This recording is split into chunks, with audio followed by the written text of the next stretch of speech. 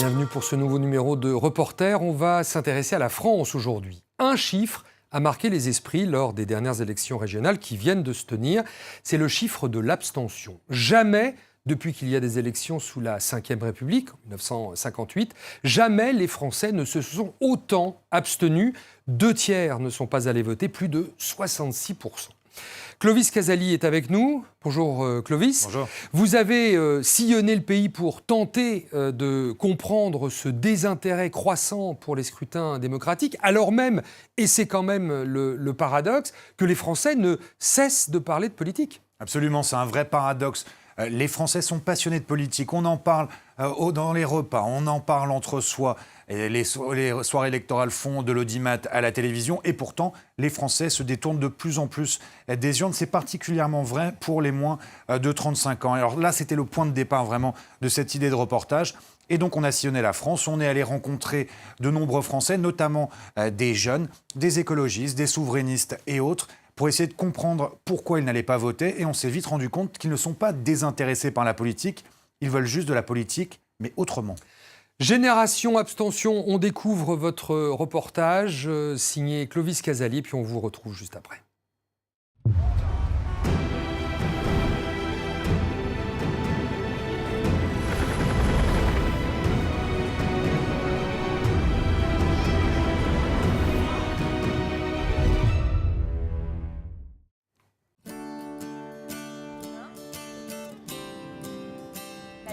C'est-à-dire que pour moi, c'est toujours... En janvier 2021, on a signé l'achat de la maison. Depuis que je suis ici, j'ai l'impression de vivre ma meilleure vie et de m'être accomplie. C'était mon rêve ultime, en fait, de vivre en collectif, d'expérimenter la vie paysanne. Pour moi, c'est un acte politique de dire non à ce qui m'était destiné. C'est-à-dire d'être ingénieur, travailler pour des grosses entreprises, des multinationales. Donc c'est un acte politique de refuser un bon salaire, c'est un acte politique de vivre de façon sobre. Vivre en dehors des normes, c'est un acte politique. C'est marrant quand même. Ils ont entre 25 et 35 ans et partagent le même idéal de vie. Je sais pas quoi faire de moi. Victoria et ses amis se méfient des banques. Ils ont rassemblé leurs économies et emprunté à des proches pour acheter cette maison en Normandie. Leur rêve de changement commence ici, loin d'une société de consommation qu'ils rejettent. Et en fait, on part du principe que les plantes, elles s'entraident en elles, elles coopèrent. Un peu comme des individus qui décident d'acheter une maison ensemble, quoi. Ils vont s'échanger des nutriments, elles vont se protéger mutuellement contre les ravageurs. L'État ou le capitalisme. Donc il y a des plantes qui sont un peu des street medics, par exemple, qui vont soigner les autres. D'autres, c'est des black blocs. Pour la première ligne.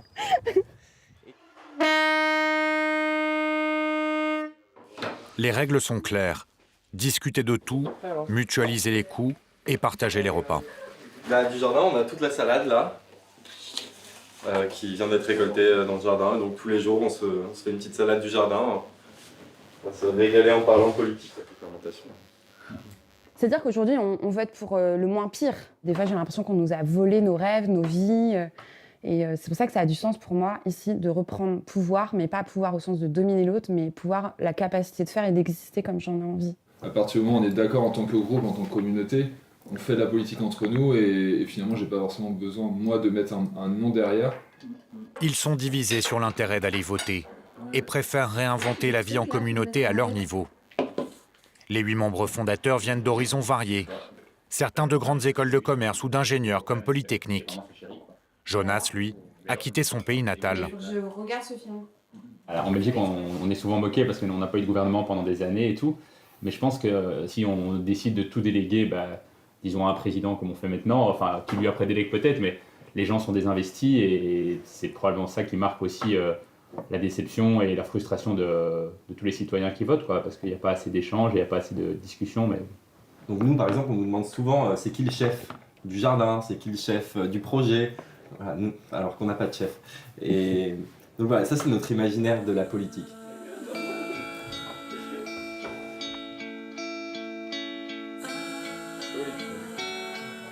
Donc ici, on se trouve dans l'espace de coworking où Jonas travail sur une BD qu'il est en train de réaliser sur les 4 vents, sur l'histoire de notre aventure.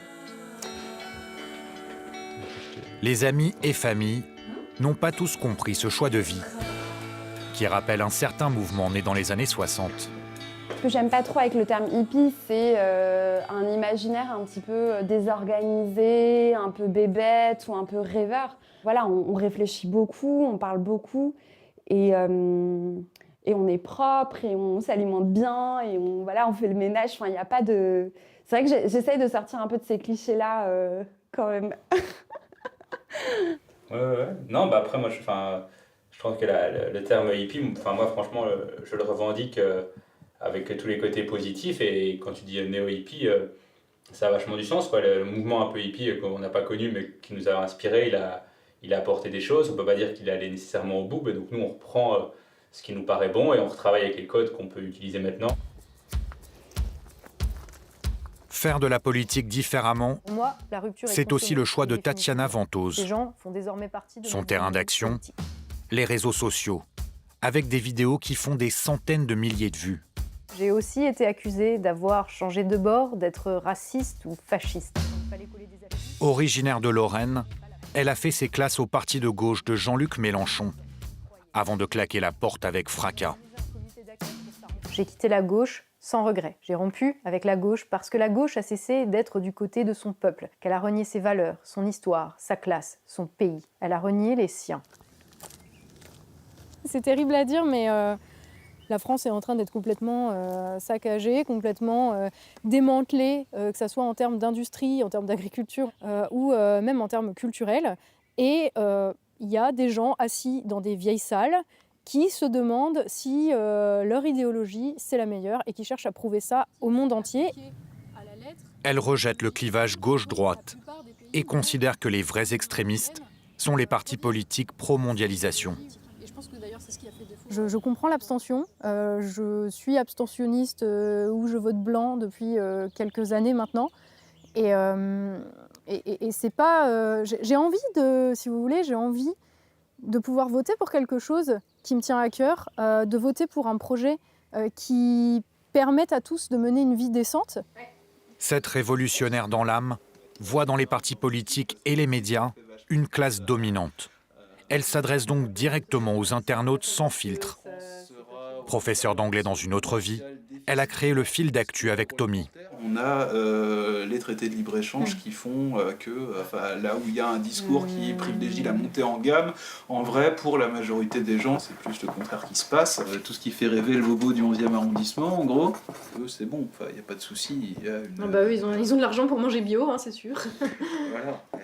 Ce duo très engagé parle d'un projet citoyen plutôt que militant. Bonjour et bienvenue dans le fil d'actu. Nous, on considère qu'on n'est pas objectif. Il n'y a pas de mal à porter un point de vue tant qu'il est assumé comme tel, qu'il est soumis à la critique et au débat démocratique. Il n'y a pas de... C'est quoi ce point de vue ? Ça dépend des sujets aussi, quoi. Et puis le point de vue peut évoluer. On a revu notre copie sur le nucléaire, par exemple, où on était assez forgé par le discours ambiant que c'était pas forcément bon pour la planète, etc. Et puis en fait, quand on commence à regarder les chiffres, quand on commence à regarder les faits, on se dit, mais en fait, peut-être qu'on avait tort. Si vous appréciez notre travail et que vous souhaitez contribuer à son financement, on vous invite à cliquer sur le lien vers notre page Tipeee. Pour Tatiana Ventose, une lueur d'espoir est venue avec les Gilets jaunes. Ces citoyens qui ont occupé les ronds-points pour réclamer du pouvoir d'achat. François Boulot a été un des porte-parole du mouvement. Fête du travail oblige, l'avocat de Rouen est à nouveau dans la rue. Bonjour. Vous voulez de Montreuil. Ok, enchanté. Montreuil, sur votre blog, là, vous avez commencé à expliquer un peu comment se préparer, comment réfléchir. Ça ne m'a pas rassuré parce que ça me paraît bien long, votre histoire. Je sais. Nous qui imaginions la révolution à nos portes. Je pense malheureusement qu'on ne pourra pas faire l'économie de quelques années avant qu'un changement arrive. Et au niveau politique, vous ne pensez pas qu'on peut s'engager d'aucune manière là? Non, je ne crois pas du tout que malheureusement qu'il y a un candidat anti-système et qui presque ferait là ce qui est en train d'amorcer on va le dire avec prudence, mais Joe Biden aux États-Unis. C'est-à-dire qu'aux États-Unis, les classes dominantes, ça y est, elles ont eu peur là. Voilà celui qui va nous représenter, qui va se présenter. Il n'y a pas un parti politique aujourd'hui alternatif qui peut émerger avec des médias pareils. Les médias vous invisibiliseront, ils vous disqualifieront, ils vous discréditeront, ils vous diaboliseront. Là, moi, je ne suis pas invité. Oui. Quel média j'ai fait? Nous, on vous invite. Hein, Place de la République, les Gilets jaunes tentent de se retrouver. Où es-tu?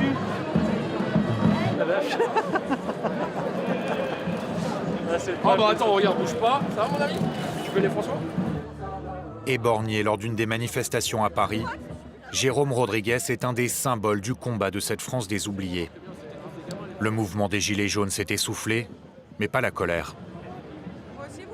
Le problème du vote, c'est que si c'est pour donner notre voix en l'espace d'une journée, un dimanche matin, pendant le printemps, et que devoir la fermer pendant 5 ans, je pense qu'il est plus utile de donner la voix. Aujourd'hui, le monde va très vite. On n'a pas le temps d'attendre 5 ans pour demander la voix au peuple. Il est important de pouvoir retirer le ressenti du peuple par référendum ou par une démocratie directe. Enfin, les chemins sont multiples. Vous pouvez... Oui. Entre désillusion et fatalisme, beaucoup n'iront pas voter. François Boulot les comprend. Lui rêve d'un changement des mentalités et d'un nouveau système économique. Moi, je ne conçois pas en fait de profiter uniquement de mon petit confort matériel, de mon petit statut et de mes revenus. Je pense que justement, quand on a fait des études supérieures, on a les moyens d'accéder à du savoir et les privilèges finalement qu'on a, la position sociale qu'on a, elle nous oblige en quelque sorte à le rendre au reste de la société. À 50 km de la capitale, la Seine-et-Marne, avec ses petites villes et ses ronds-points. Pierre-Emmanuel Bény est un ancien maire. La crise des Gilets jaunes, beaucoup d'élus locaux et de maires, on l'a vu monter. C'est-à-dire que clairement aujourd'hui, le maire, vous êtes un baromètre de la société. Vous vivez avec vos administrés, vous n'êtes pas un politique déconnecté de tout. Je peux vous dire que j'étais le premier à les comprendre, hein, vraiment.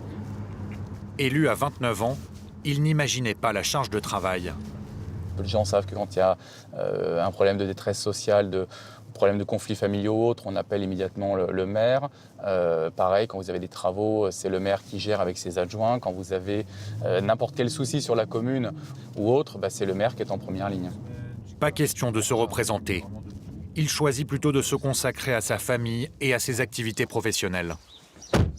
Entrepreneur dans le secteur de la sécurité, il garde un souvenir amer de son mandat, où il a pu voir comment la politique peut parfois susciter la haine. C'est sur le bal du 14 juillet, c'était en 2015. Et en fait, à un moment, j'ai une personne complètement éméchée, qui n'était même pas un administré de la commune, faut quand même le préciser, qui s'est mis à moitié insulter ma police municipale. Et en voulant aller discuter un petit peu avec lui pour engager le dialogue, il m'a immédiatement saisi par le cou pour m'étrangler, vouloir me mettre des coups de poing. Et parce que j'étais le maire, parce que j'étais le représentant de l'autorité locale, cette personne n'avait qu'une envie, c'était de me péter la gueule. En 2020, un rapport montrait que les insultes et agressions contre les maires avaient triplé en un an. Le malaise est réel avec une crise des vocations. Le travail est prenant, le salaire peu élevé. Pourquoi je ne ferais pas de politique ? Parce que c'est un sac de nœuds, quoi. Je veux dire, on se retrouverait harcelé. Moi, j'ai pas envie que mes enfants se fassent embêter ou insulter parce que je fais de la politique, parce que je ne serais pas du même bord. L'ancien maire s'est senti abandonné, alors que l'État demandait toujours plus des collectivités locales. Il a raconté son expérience dans un livre. Il ne sera plus candidat, mais comme tant de Français, continuera de suivre la politique avec intérêt. Moi, j'en avais des administrés qui me disaient « Non, mais attendez, votez au niveau national, on a le choix entre la peste et le choléra, c'est tous les mêmes. » Oui, ok, mais je me dis après l'abstention, c'est dommage parce que nos ancêtres se sont battus pour avoir ce droit de vote, pouvoir s'exprimer. On rappelle, encore jusque dans les années 45, les femmes ne votaient pas en France. Donc je pense qu'il y a quand même un respect à avoir. Après, qu'on ne soit pas d'accord avec les politiques, mais il faut aller voter, mais votez blanc. Mais exprimez-vous. Et exprimez-vous ce vrai mécontentement. Voter blanc, s'abstenir ou choisir à contre-cœur. Des millions de Français sont tiraillés. Certains déçus des partis veulent réinventer l'action politique, toucher les consciences pour changer le système.